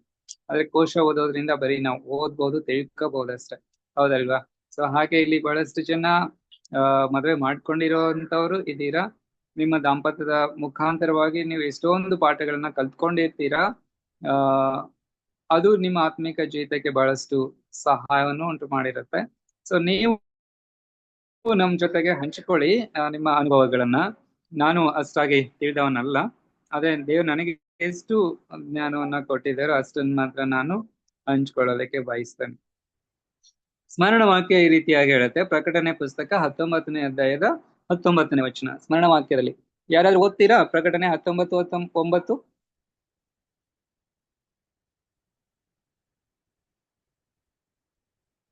ಓಕೆ, ನಾನು ಓದ್ತೇನೆ. ಇದಲ್ಲದೆ ಅವನು ನನ್ನ ಸಂಗಡ ಮಾತಾಡುತ್ತಾ, ಯಜ್ಞದ ಕುರಿಯಾದಾತನ ವಿವಾಹದ ಔತಣಕ್ಕೆ ಕರೆಸಿಕೊಂಡವರು ಧನ್ಯರು ಎಂಬುದಾಗಿ ಬರೆ ಎಂದು ನನಗೆ ಹೇಳಿ, ಈ ಮಾತುಗಳು ದೇವರ ಸತ್ಯವಚನಗಳಾಗಿವೆ ಅಂದನು. ಸೊ ಈ ಮಾತನ್ನ ಯಾರಿಗೆ ಹೇಳ್ತಾ ಇದ್ದಾರೆ, ಯಾವಾಗ ಹೇಳ್ತಾ ಇದ್ದಾರೆ, ಯಾಕೆ ಹೇಳ್ತಾ ಇದ್ದಾರೆ ಅಂತ ನಾವು ಅದನ್ನ ಯೋಚನೆ ಮಾಡಿದ್ರೆ, ಅವನು ನನ್ನ ಸಂಗಡ ಮಾತಾಡುತ್ತಾ, ಅವನು ಅಂತ ಹೇಳುವಾಗ ದೇವದೂತನು ಯೋಹಾನನ ಸಂಗಡ ಮಾತಾಡ್ತಾ ಹೇಳ್ತಾ ಇದ್ದಾನೆ, ಯಜ್ಞದ ಕುರಿಯಾದಾತನ ವಿವಾಹದ ಔತಣಕ್ಕೆ ಕರೆಸಿಕೊಂಡವರು ಧನ್ಯರು. ಸೊ ಯಜ್ಞದ ಕುರಿಯಾದಾತನ ವಿವಾಹದ ಔತಣ, ಸಾಮಾನ್ಯವಾಗಿ ಮದ್ವೆ ನಂತರ ರಿಸೆಪ್ಷನ್ ಅಂದ್ರೆ ಆ ರಿಸೆಪ್ಷನ್ ಅಲ್ಲಿ ಏನಿರುತ್ತೆ, ಮದುವೆಯ ಔತಣ ಇರುತ್ತೆ, ಹೌದಲ್ವಾ? ಆಕ್ಚುಲ್ ಆಗಿ ಈ ಕಡೆ ಅಂದ್ರೆ ನಮ್ಮ ಉತ್ತರ ಕರ್ನಾಟಕದ ಕಡೆ ಏನ್ ಮಾಡ್ತಾರೆ, ಮದ್ವೆ ಮಾಡಿದ ಆದ್ಮೇಲೆ ಅಂದ್ರೆ ಈ ಏನು ಸಾಂಪ್ರದಾಯಿಕವಾಗಿ ತಾಳಿ ಕಟ್ಟಿದ ಆದ್ಮೇಲೆ ಅರ್ಥಕ್ಷತೆ ಅಥವಾ ರಿಸೆಪ್ಷನ್ ಅಂತ ಮಾಡ್ತಾರೆ. ಆ ರಿಸೆಪ್ಷನ್ ಅಲ್ಲಿ ಊಟ ಎಲ್ಲ ಇರುತ್ತೆ. ಊಟ ಮಾಡ್ಕೊಂಡು ಜನ ಏನ್ ಮಾಡ್ತಾರೆ, ಬಹಳ ಸಂತೋಷವಾಗಿ ತಾಂಬೂಲವನ್ನ ಸ್ವೀಕರಿಸಿ ಅವ್ರ ಮನೆಗಳಿಗೆ ಅವರು ವಧುವರರನ್ನ ಹರಸಿ ಆಶೀರ್ವದಿಸಿ ಹೋಗ್ತಾರೆ. ಬಟ್ ಆ ಕಡೆ ಸೌತ್ ಸೈಡ್ ಬಂದಾಗ ನಾಳೆ ಮದ್ವೆ ಅಂದ್ರೆ ಈ ಹಿಂದಿನ ದಿನ ರಿಸೆಪ್ಷನ್ ಇರುತ್ತೆ. ಇನ್ನು ಮದ್ವೆನೇ ಆಗಿರೋದಿಲ್ಲ, ಆಮೇಲೆ ಅದಕ್ಕಿಂತ ಮುಂಚೆನೆ ರಿಸೆಪ್ಷನ್ ಮಾಡ್ತಾರೆ. ಅದು ಕೆಲವು ಸಂಪ್ರದಾಯ ಆ ರೀತಿ ಆಗಿದೆ. ಐ ಡೋಂಟ್ ಥಿಂಕ್ ಅದ್ರ ಬಗ್ಗೆ ನನ್ಗೆ ಅಷ್ಟೊಂದು ಸರಿಯಾದ ಅಭಿಪ್ರಾಯ ಇಲ್ಲ. ಯಾಕಂತಂದ್ರೆ ಮದ್ವೆ ಆದ್ಮೇಲೆನೆ ಔತಣ ಅನ್ನುವಂಥದ್ದು ಈ ಒಂದು ವಾಕ್ಯದ ಭಾಗದಲ್ಲಿ ನಾವು ನೋಡ್ತೇವೆ. ಸೊ ಯಜ್ಞದ ಕುರಿಯಾದಾತನ ವಿವಾಹದ ಔತಣಕ್ಕೆ ಕರೆಯಿಸಿಕೊಂಡವರು ಎಂಬುದಾಗಿ ಬರೆ ಎಂದು ನನಗೆ ಹೇಳಿ, ಈ ಮಾತುಗಳು ದೇವರ ಸತ್ಯ ವಚನಗಳಾಗಿವೆ ಅಂದ. ಸೊ ದೇವರು ನಮ್ಮನ್ನ ಕರೀತಾ ಇದ್ದಾನೆ. ಓಕೆ, ಇಲ್ಲಿ ಯಜ್ಞದ ಕುರಿ ಯಾರು, ಆ ಯಜ್ಞದ ಕುರಿಯ ವಿವಾಹ ಅಂದ್ರೇನು, ಆ ಯಜ್ಞದ ಕುರಿಯ ವಿವಾಹದ ಔತಣ ಅಂದ್ರೇನು, ಆ ಯಜ್ಞದ ಕುರಿಯ ವಿವಾಹದ ಔತಣಕ್ಕೆ ಯಾರು ಕರೆಸಿಕೊಂಡ್ರು, ಅವ್ರು ಯಾಕೆ ಧನ್ಯರಾಗಿದ್ದಾರೆ, ಎಂಬಿತ್ಯಾದಿ ಪ್ರಶ್ನೆಗಳು ನಮ್ಮ ಮನಸ್ಸಲ್ಲಿ ಬರುತ್ತೆ. ಓಕೆ, ಸೊ ಇಲ್ಲಿ ಯಜ್ಞದ ಕುರಿ ಯಾರು ನಮ್ಗೆ ಗೊತ್ತಿದೆ. ಯಜ್ಞದ ಕುರಿ ಯಾರು ಅಂತ ಹೇಳಿದ್ರೆ ಅದು ಬೇರೆ ಯಾರು ಅಲ್ಲ, ಅದು ನಜರೇತಿನ ಏಸು.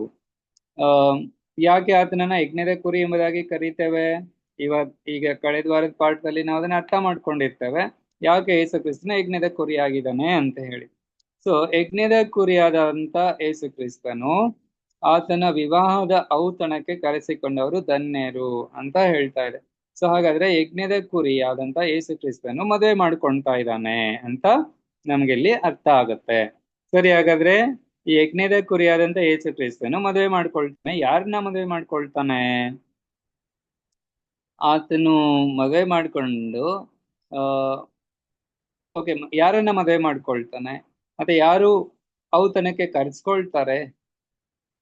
ಯಾಕೆ ಅವರು ಧನ್ಯರಾಗಿರ್ತಾರೆ ಅಂತ ನಾವು ಯೋಚನೆ ಮಾಡೋದಾದ್ರೆ ನಮ್ಮೆಲ್ಲರಿಗೂ ಗೊತ್ತಿದೆ, ಇದು ಏನೋ ಇಟ್ಸ್ ಅ ಮೆಟಫರ್. ಇದು ಒಂದು ಸಂಕೇತ.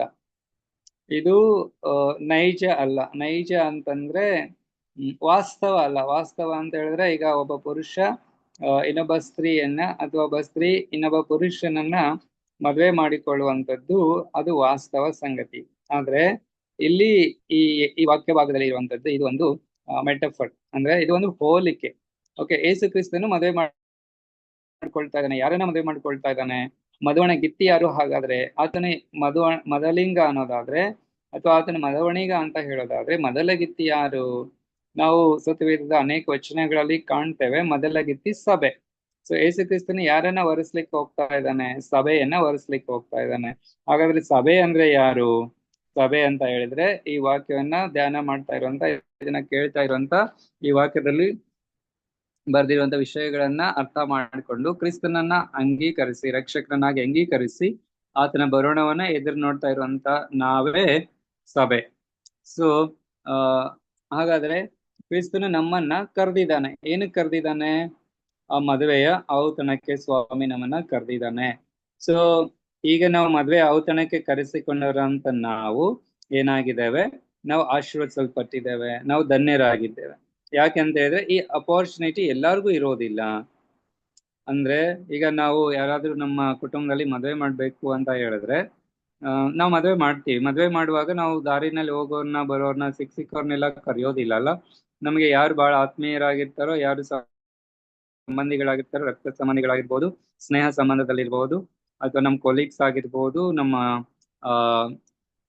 ನೇಬರ್ಸ್ ಆಗಿರ್ಬೋದು, ಇತ್ಯಾದಿ ಜನರನ್ನ ಮಾತ್ರ ನಾವು ಕರೀತೇವೆ. ಸಿಕ್ಕವ್ರನ್ನೆಲ್ಲ ಕರೆಯೋದಿಲ್ಲ.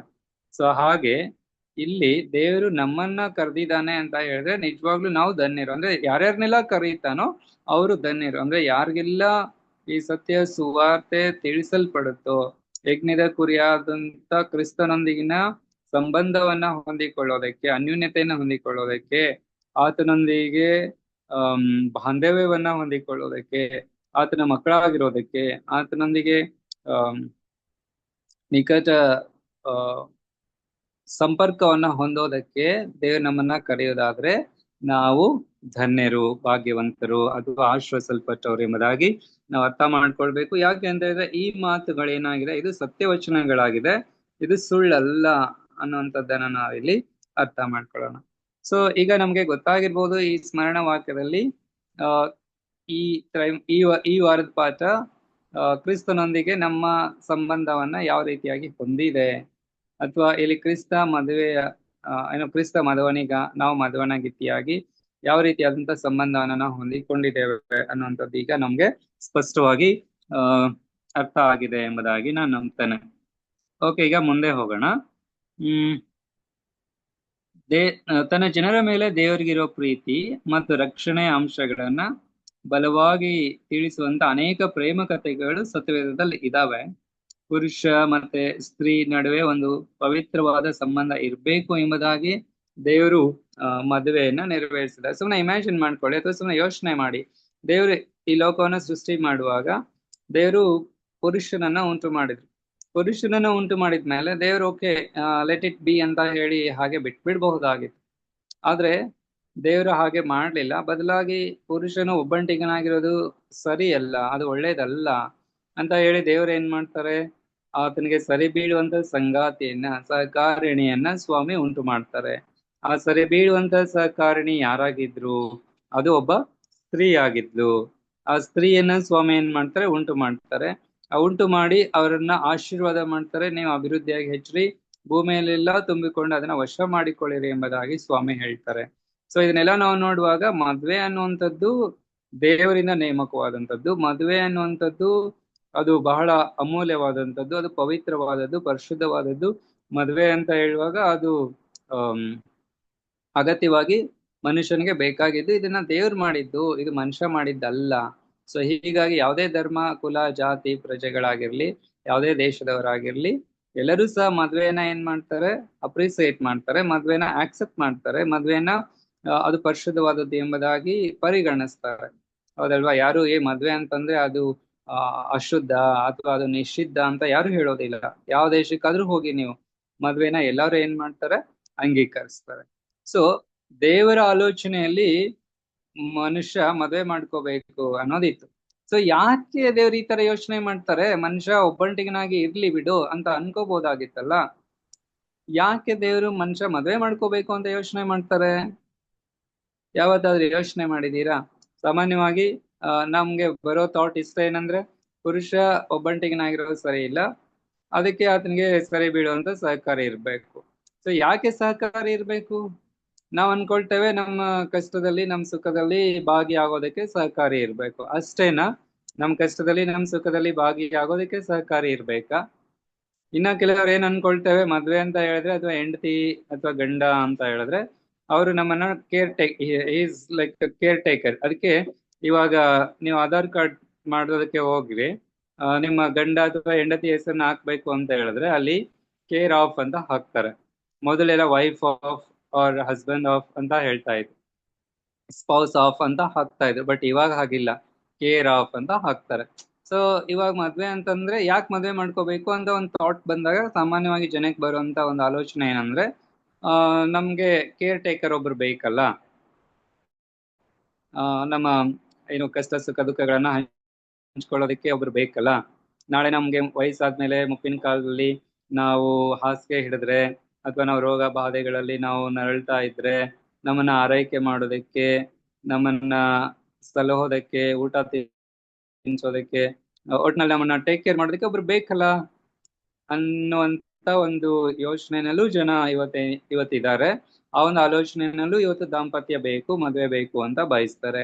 ಇನ್ನ ಕೆಲವು ದೈಹಿಕ ಇಚ್ಛೆಗಳನ್ನ ತೀರಿಸಿಕೊಳ್ಳೋದಕ್ಕಾಗಿ ಮದುವೆ ಬೇಕು ಎಂಬುದಾಗಿ ಬಯಸ್ತಾರೆ. ಹೀಗೆ ಮದುವೆ ಬಗ್ಗೆ ಅನೇಕರಿಗೆ ಅನೇಕ ತರವಾದಂತಹ ಡಿಫ್ರೆಂಟ್ ಥಾಟ್ಸ್ ಇರುತ್ತೆ. ಬಟ್ ದೇವ್ರ ಆಲೋಚನೆ ಏನು? ದೇವ್ರ ಉದ್ದೇಶ ಏನು? ದೇವ್ರು ಯಾಕೆ ಮದುವೆಯನ್ನ ಉಂಟು ಮಾಡಿದ್ರು? ಬರೀ ನಾವು ದೈಹಿಕ ಸಂಪರ್ಕವನ್ನ ಹೊಂದಿ ಸುಖವನ್ನ ಹಂಚಿಕೊಳ್ಳೋದಕ್ಕೆ, ದುಃಖವನ್ನ ಹಂಚಿಕೊಳ್ಳೋದಕ್ಕೆ, ಅಥವಾ ಮುಪ್ಪಿನ ಕಾಲದಲ್ಲಿ ಒಬ್ಬರನ್ನೊಬ್ರು ಟೇಕ್ ಕೇರ್ ಮಾಡೋದಕ್ಕೆ ಮಾತ್ರ ಮದುವೆ ಸೀಮಿತನ?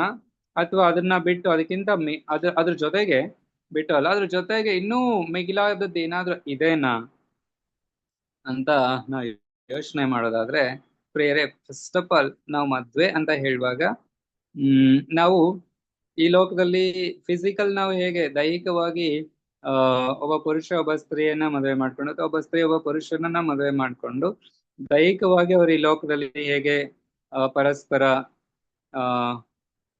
ತಮ್ಮ ಫೀಲಿಂಗ್ಸ್ಗಳನ್ನ, ಅಂದ್ರೆ ತಮ್ಮ ಭಾವನೆಗಳನ್ನ ಅವ್ರು ಏನ್ ಮಾಡ್ತಾರೆ? ಹಂಚಿಕೊಳ್ತಾರೆ. ಪರಸ್ಪರ ಅವ್ರ ಭಾವನೆಗಳನ್ನ ಹಂಚಿಕೊಂಡು ಸಂತೋಷವಾಗಿ ಬದುಕೋದಕ್ಕೆ, ಆನಂದವಾಗಿ ಬದುಕೋದಕ್ಕೆ ದೇವರು ಈ ಮದುವೆಯನ್ನ ಏನ್ ಮಾಡಿದ್ದಾರೆ? ನೇಮಿಸಿದ್ದಾರೆ. ಇದು ನಮಗೆ ಆತ್ಮಿಕ ಪಾಠ ಏನ್ ಕೊಡುತ್ತೆ ಅಂತ ಹೇಳಿದ್ರೆ, ನಮ್ಮ ನಿರ್ಮಾಣಿಕನಾಗಿರುವಂತ ಯೇಸು ಕ್ರಿಸ್ತನು ನಮ್ಮೊಂದಿಗೆ ಹೀಗೆ ತನ್ನ ಎಲ್ಲಾ ಭಾವನೆಗಳನ್ನ ನಮ್ಮ ಜೊತೆಗೆ ಹಂಚ್ಕೋಬೇಕು, ನಮ್ಮ ಭಾವನೆಗಳನ್ನ ನಾವು ಆತನ ಜೊತೆಗೆ ಹಂಚ್ಕೋಬೇಕು.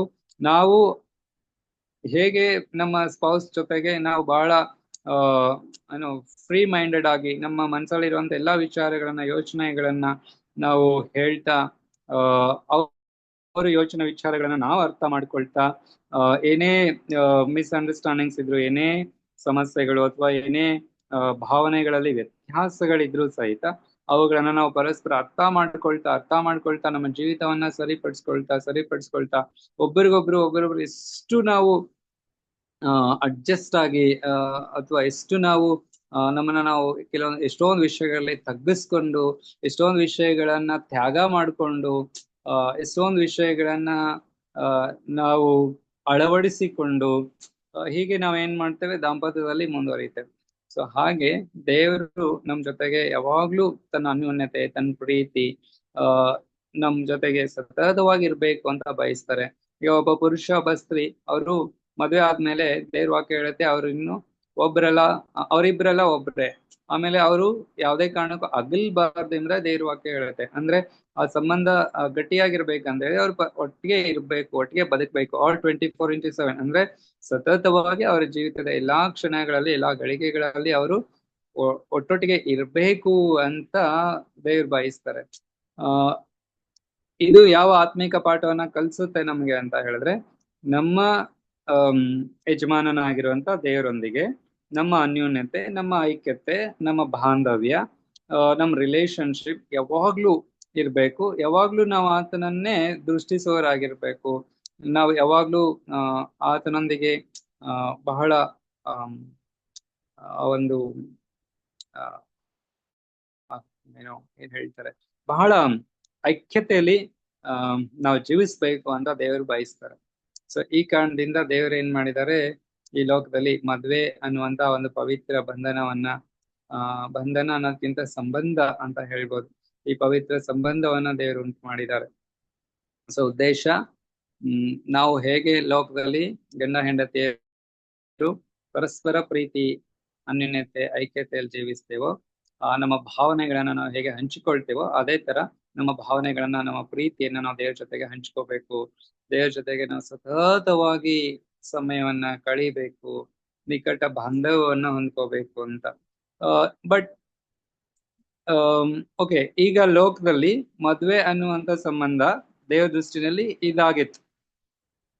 ಏನು, ನಾವು ದೇವ್ರ ಜೊತೆಗೆ ಬಹಳ ಅನ್ಯೂನ್ಯತೆಯಲ್ಲಿ ಇರ್ಬೇಕು, ಗಂಡ ಹೆಂಡತಿ ಒಬ್ಬನೊಬ್ರು ಅಗಲ್ದೆ ನಾವು ಅನ್ಯೂನ್ಯತೆಯಲ್ಲಿ ಇರ್ಬೇಕು ಅಂತ ಹೇಳಿ. ಬಟ್ ಇತ್ತೀಚಿನ ದಿನಗಳಲ್ಲಿ ನಮ್ಗೆ ಗೊತ್ತಿರೋ ಹಾಗೆ ಏನಾಗಿದೆ, ಈ ಪ್ರೀತಿ ಅಥವಾ ದಾಂಪತ್ಯ ಅನ್ನೋದಕ್ಕೆ ಇವಾಗ ಏನಿಲ್ಲ, ಬೆಲೆ ತುಂಬಾನೇ ಕಡಿಮೆ. ಬೆಲೆ ಇಲ್ಲ ಅಂತ ನಾನು ಹೇಳ್ತಿಲ್ಲ, ಬಟ್ ತುಂಬಾನೇ ಬೆಲೆ ಕಡಿಮೆ ಆಗಿದೆ.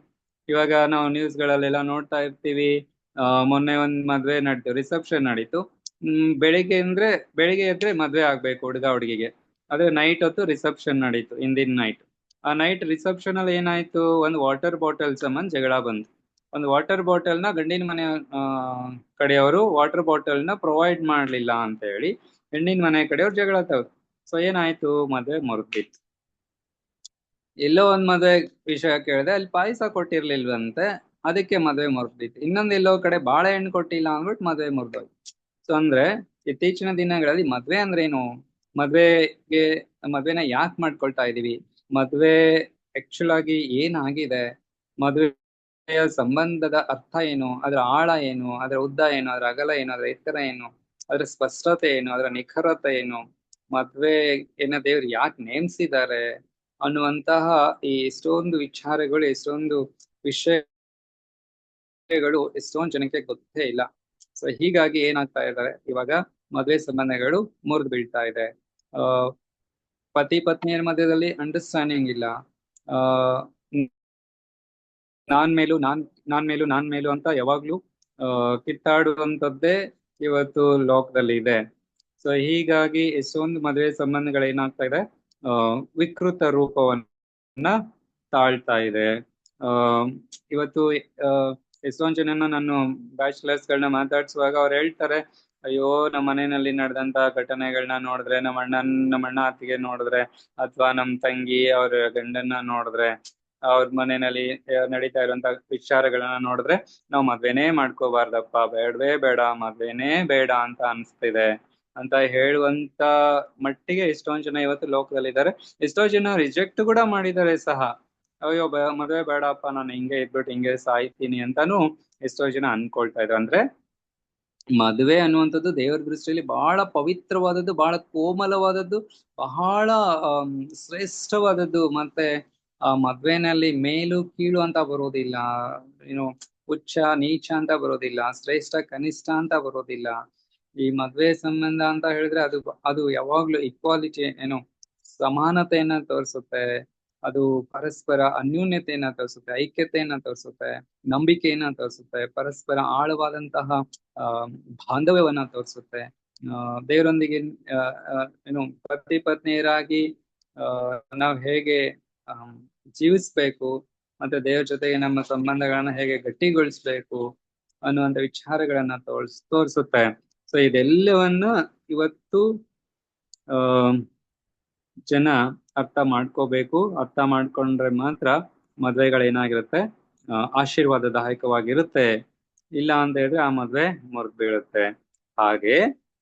ಹಾಗೆ ಸ್ಪಿರಿಚುವಲಿಯು, ಆತ್ಮೀಕವಾಗಿಯೂ ನಾವು ದೇವ್ರ ಜೊತೆಗೆ ನಮ್ಮ ಸಂಬಂಧವನ್ನ ಯಾವಾಗ್ಲೂ ಏನ್ ಮಾಡ್ಬೇಕು, ದೃಢಪಡಿಸ್ಕೋಬೇಕು, ಗಟ್ಟಿ ಮಾಡ್ಕೋಬೇಕು. ಯೇಸು ಕ್ರಿಸ್ತ ನಮ್ಮ ಯಜ್ಞದ ಕುರಿ ಆಗಿದ್ದಾನೆ. ಆ ಯಜ್ಞದ ಕುರಿಯೊಂದಿಗೆ ನಮ್ಮ ಸಂಬಂಧವನ್ನು ನಾವು ಯಾವಾಗ್ಲೂ ಗಟ್ಟಿಗೊಳಿಸ್ಬೇಕು. ಸೊ ಮದುವೆಯು ದೇವರೊಂದಿಗೆ ನಮ್ಮ ಸಂಬಂಧವನ್ನ ತಿಳಿದುಕೊಂಡು ಪ್ರಮುಖವಾದ ಪಾಠಗಳನ್ನ ಕಲಿಯುವ ಅನುಭವ ಶಾಲೆ ಆಗಿರ್ಬೇಕು ಅಂತ ಹೇಳುತ್ತೆ. ಅಂದ್ರೆ ಮದುವೆ ಅಂತಂದ್ಮೇಲೆ ಗಂಡ ಹೆಂಡತಿ ಜೀವಿಸುವಾಗ ನಾವು ದೇವರೊಂದಿಗೆ ಬೆಳೆಯೋದಕ್ಕೆ ಇದೊಂಥರ ಪಾಠಶಾಲೆ ತರ ಇರ್ಬೇಕು. ಅದನ್ನ ಬಿಟ್ಟು ನಾವು ದೇವರಿಂದ ದೂರವಾಗುವಂತ ಏನು ಆ ಒಂದು ವಾತಾವರಣವನ್ನ ನಾವು ಮಾಡ್ಕೋಬಾರ್ದು. ಅಂದ್ರೆ ಈ ಪಾಠವನ್ನ ದಯಮಾಡಿ ಎಲ್ಲಾ ದಂಪತಿಗಳು, ಗಂಡ ಹೆಂಡತಿ ಕುತ್ಕೊಂಡು ಮಕ್ಕಳನ್ನ ಕುಂದಿಸ್ಕೊಂಡು ನೀವು ಇದನ್ನ ಧ್ಯಾನ ಮಾಡಿ. ತುಂಬಾ ಚೆನ್ನಾಗಿದೆ. ನಮ್ಮ ದಾಂಪತ್ಯದಲ್ಲಿ ನಾವು ಹೇಗ್ ಬದುಕಬೇಕು, ನಮ್ಮ ಸಂಬಂಧಗಳು ಹೇಗಿರ್ಬೇಕು, ನಾವು ಹೇಗೆ ಜೀವನ ನಡೆಸ್ಬೇಕು ಅನ್ನೋದನ್ನ ನಾವು ಅರ್ಥ ಮಾಡ್ಕೋಬಹುದು.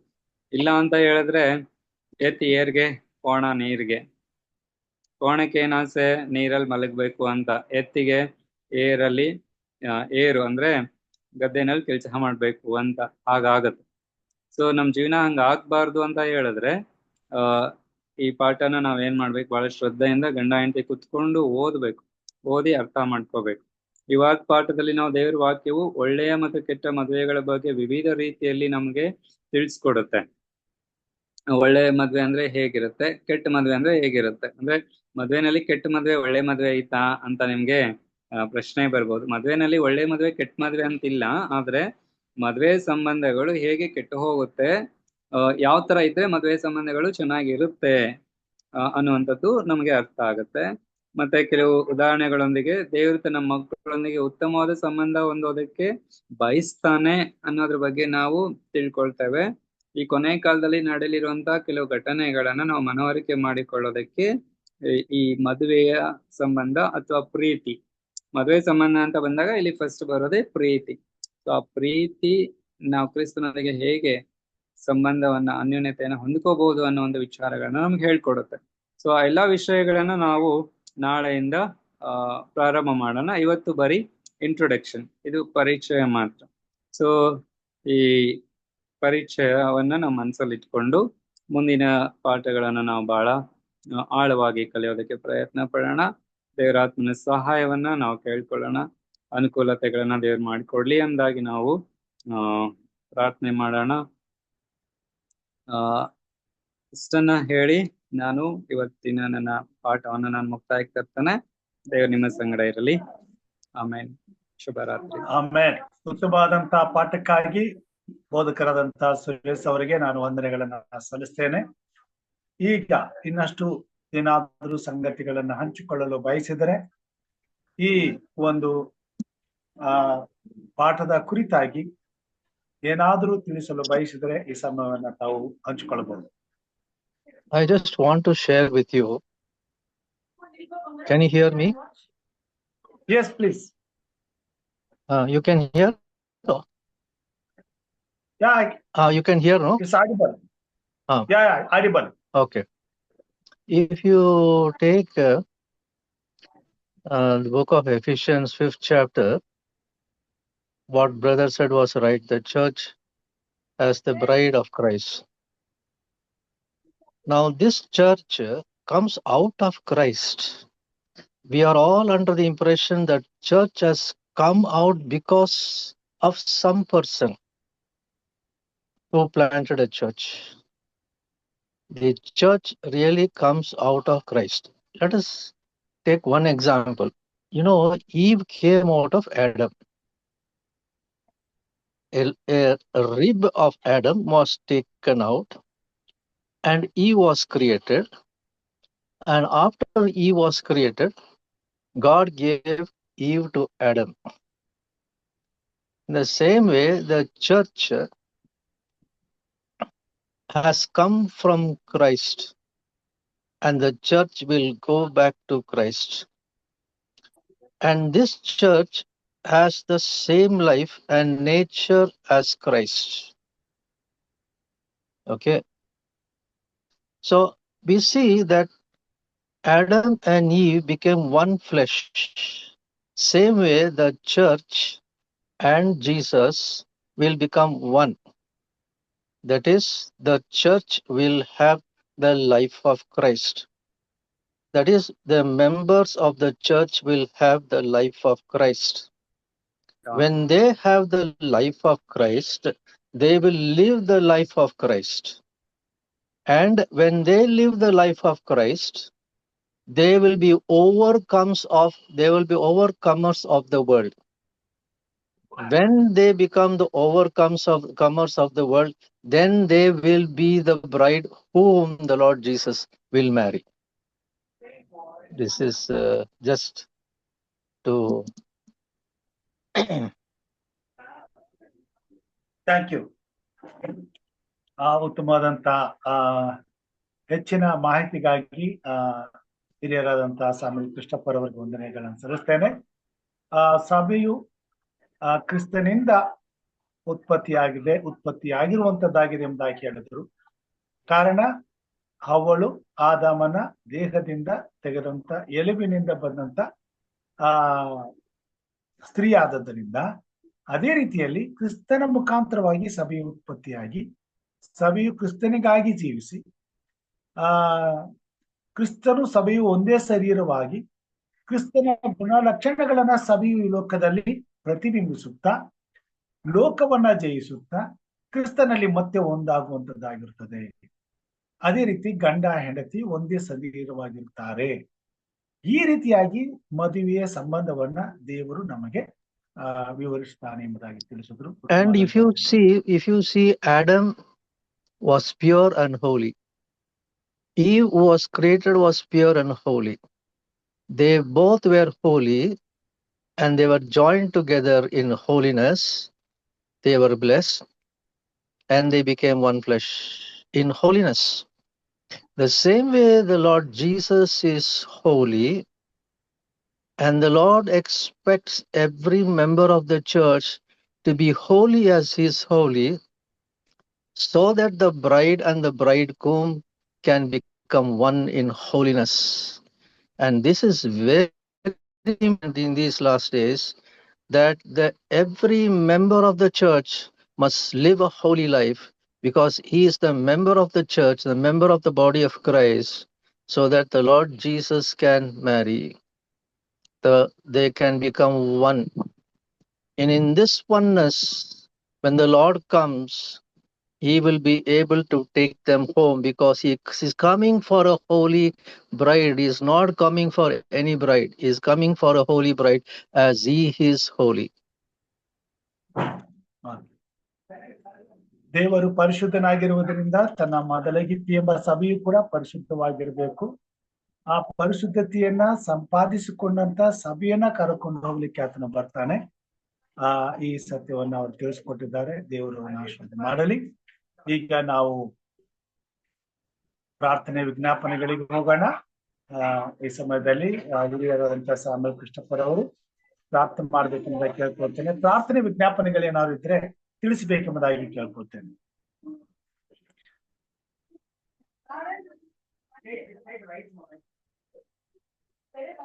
ಓಕೆ. ಈ ಪಾಠಗಳಿಗಾಗಿ ಮತ್ತು ಮುಂದೆ ನಡೀತಕ್ಕಂಥ ಕೂಟಗಳಿಗಾಗಿ ಪ್ರಾರ್ಥಿಸಬೇಕೆಂಬುದಾಗಿ ಕೇಳ್ಕೊಳ್ತೇನೆ. ಪ್ರಾರ್ಥನೆ ಮಾಡಿ.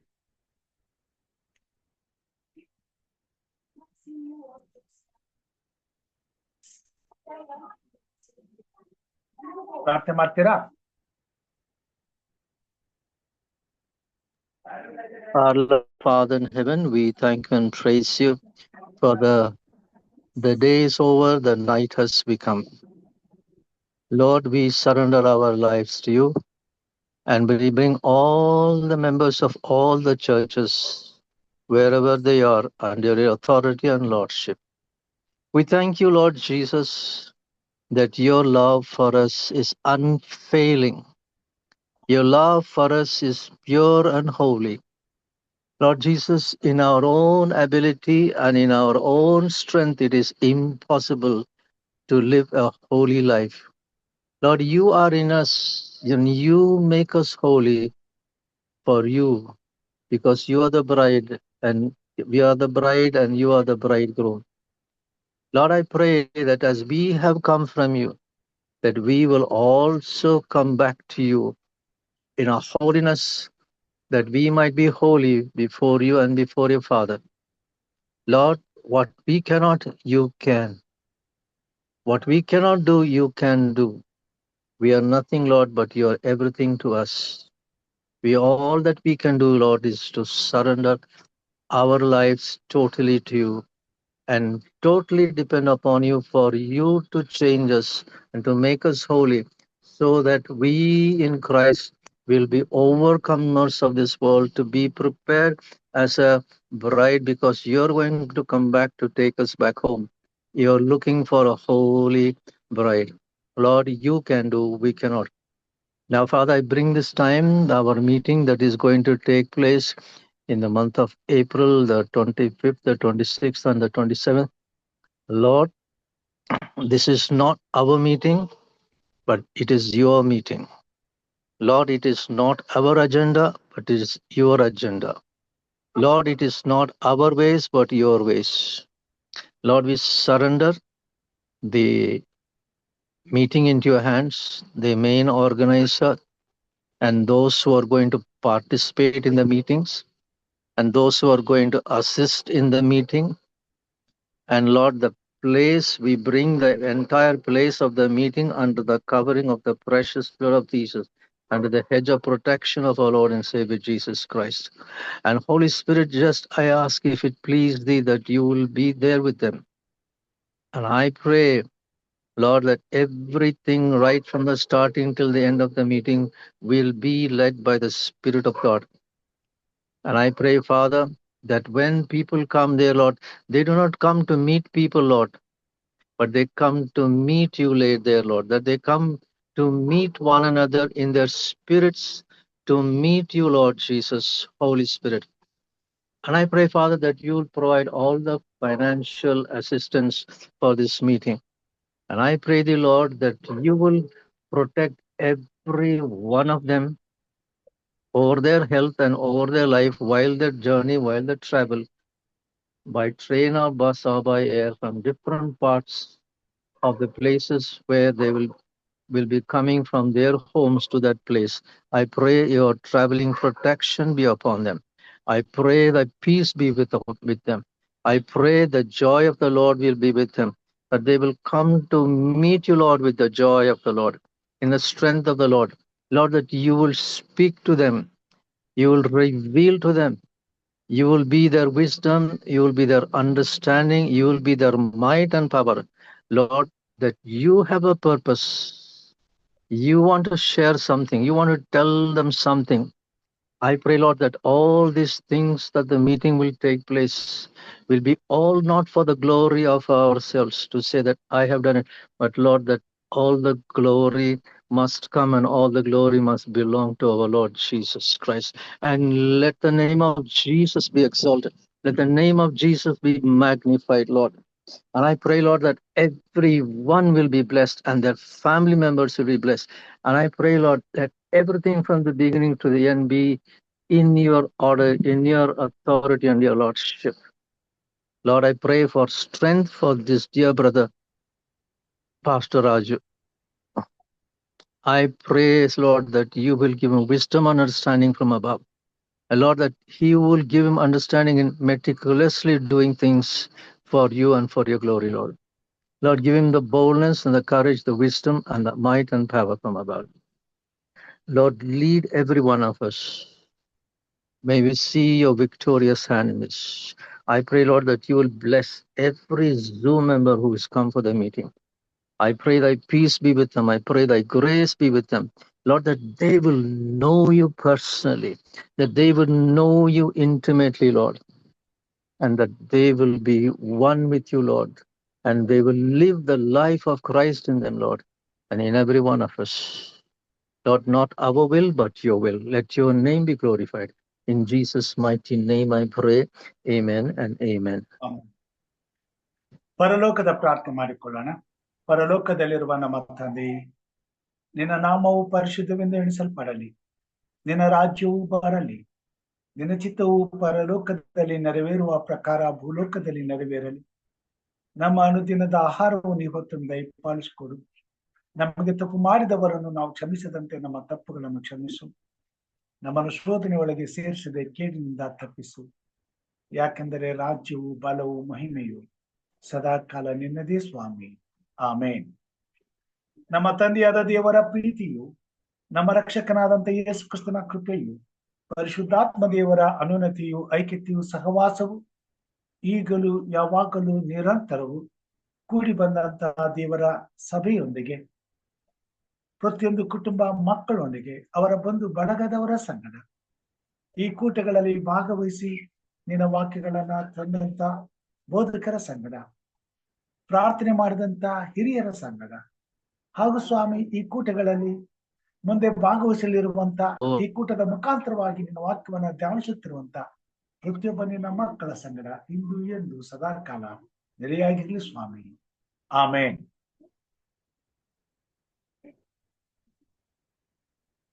ದೇವರ ಪರಿಶುದ್ಧವಾದ ನಾಮಕ್ಕೆ ಸ್ತೋತ್ರವನ್ನ ಸಲ್ಲಿಸುತ್ತಾ ಮತ್ತೊಮ್ಮೆ ಈ ಸಾಯಂಕಾಲದಲ್ಲಿ ಈ ಕೂಟಕ್ಕೆ ಹಾಜರಾದಂತಹ ಪ್ರತಿಯೊಬ್ಬರನ್ನು ನಾನು ವಂದಿಸುತ್ತೇನೆ. ಹಾಗೂ ಆರಂಭದ ಪ್ರಾರ್ಥನೆ ಮಾಡಿದಂತ ಹಿರಿಯರಾದಂತ ಹೇಮಲತಾ ಭಕ್ತರಾಜಮ್ಮ ಅವರಿಗೆ ವಂದನೆಗಳನ್ನ ಸಲ್ಲಿಸ್ತೇನೆ. ಉತ್ತಮವಾದಂತಹ ಪಾಠವನ್ನ ಪರಿಚಯ ಮಾಡಿಕೊಟ್ಟಂತ, ಆರಂಭಿಸಿದಂತ ಬೋಧಕರಾದಂತ ಕೆ ಸುರಸ್ ಅವರಿಗೆ ವಂದನೆಗಳನ್ನ ಸಲ್ಲಿಸ್ತೇನೆ. ಮುಕ್ತಾಯದ ಪ್ರಾರ್ಥನೆ ಮಾಡಿದಂತ ಸಾಮ್ಯಲ್ ಕ್ರಿಸ್ಟೋಫರ್ ಸರ್ ಅವ್ರಿಗೆ ವಂದನೆಗಳನ್ನ ಸಲ್ಲಿಸ್ತೇನೆ. ಈ ದಿನ ಸುಮಾರು 12 ಜನರು ನಮ್ಮ ಕೂಟದಲ್ಲಿ ಭಾಗವಹಿಸಿದರು. KP ರವಿ ಅವರು, ಲೋಕೇಶ್ ಅಂಕಲ್ ಅವರು, ಚಂದ್ರಮ್ಮ, ಮಂಜುನಾಥ್ ಅವರು, ಹಾಗೂ ರತ್ನ ಸಹೋದರಿ ಮತ್ತು ವರಲಕ್ಷ್ಮಿ ಅವರು, ಹಿರಿಯರಾದಂತ ಯಶವಂತ ಅಂಬಲ್ ಸರ್ ಅವರು, ಎಲ್ಲರಿಗೂ ನಾನು ಧನ್ಯವಾದಗಳನ್ನು ಸಲ್ಲಿಸ್ತೇನೆ. ಇನ್ನಿಬ್ಬರು ಮಿಸ್ ಆಗಿದ್ದಾರೆ, ಅವ್ರಿಗೂ ಸಹ ವಂದನೆಗಳನ್ನು ಸಲ್ಲಿಸ್ತೇನೆ. ದೇವರು ನಮ್ಮೆಲ್ಲರನ್ನ ಆಶೀರ್ವಾದ ಮಾಡಲಿ. ಮತ್ತೆ ನಾಳೆ ಎಚ್ಚರವಾಗಿದ್ದು ಕಾರ್ಯಕ್ರಮದಲ್ಲಿ ಬಂದು ಸೇರುವಾಗೆ ಈ ರಾತ್ರಿ ಕರ್ತನು ನಮ್ಮೆಲ್ಲರನ್ನ ಆರೋಗ್ಯದಿಂದ, ಕ್ಷೇಮದಿಂದ ತುಂಬಿಸಿ ಬೆಳಿಗ್ಗೆ ಹರ್ಷದಿಂದ ಎದ್ದು ಆತನನ್ನು ಕೊಂಡಾಡುವಾಗೆ ಕೃಪೆ ತೋರಲಿ ಎಂಬುದಾಗಿ ಪ್ರಾರ್ಥಿಸುತ್ತಾ, ಕರ್ತನ ಕೃಪಾಸ್ತಕ್ಕೆ ನಮ್ಮನ್ನು ಒಪ್ಪಿಸುತ್ತಾ ಎಲ್ಲರಿಗೂ ಶುಭರಾತ್ರಿಯನ್ನು ಕೋರ್ತೇನೆ. ದೇವರು ನಮ್ಮೆಲ್ಲರನ್ನ ಆಶೀರ್ವಾದ ಮಾಡಲಿ. ಧನ್ಯವಾದಗಳು.